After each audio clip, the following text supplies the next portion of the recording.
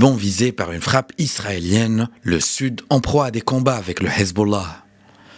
La Croix-Rouge libanaise a fait état de plusieurs morts dans une frappe israélienne sur le village d'Aïto dans le nord du Liban. C'est la première fois que ce village à majorité chrétienne est visé par les récents bombardements israéliens, dirigés habituellement contre les régions où le Hezbollah est le plus implanté, dans le sud et l'est du Liban, ainsi que dans la banlieue sud de Beyrouth. Le Hezbollah, lui, a menacé Israël d'autres attaques en cas de poursuite de son offensive au Liban après une frappe de drone visant une position militaire au sud de Haïfa, qui a tué 4 soldats israéliens et blessé plus de 60 personnes. Il s'agit de la frappe la plus meurtrière en Israël depuis que le mouvement chiite armé libanais et Israël sont entrés en guerre ouverte le 23 septembre. Nous enquêtons sur la manière dont un drone s'est infiltré dans notre espace aérien et a explosé dans notre base. La menace des drones est quelque chose à laquelle nous sommes confrontés depuis le début de la guerre.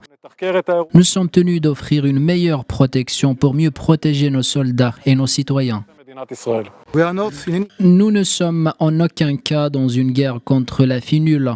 Nous essayons de prévenir tous les incidents aussi. Nous demandons à la FINUL de quitter cette zone en raison du danger lié à la lutte entre le Tsahal et le Hezbollah. Il y a quelques jours, nous avons trouvé une énorme quantité d'armes provenant d'Iran et de Russie. Des armes toutes neuves, rien qui ressemble à l'arsenal qu'on connaît.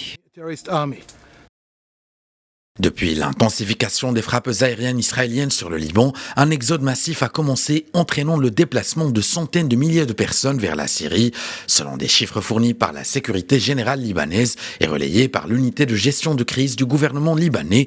Dans l'espoir de trouver un semblant de sécurité, plus de 400 000 personnes ont fui le conflit au Liban pour se réfugier en Syrie, où la guerre civile dure depuis 2011.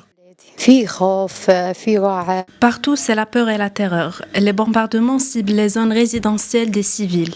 Il n'y a pas de cible politique. Les enfants ne peuvent plus dormir au milieu des bombardements. Nous sommes si impuissants.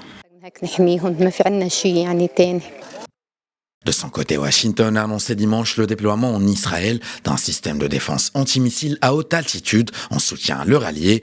L'Iran, lui, s'est dit totalement prêt à faire face à une guerre, jugeant en outre que l'inaction du Conseil de sécurité de l'ONU à Gaza et au Liban était un désastre.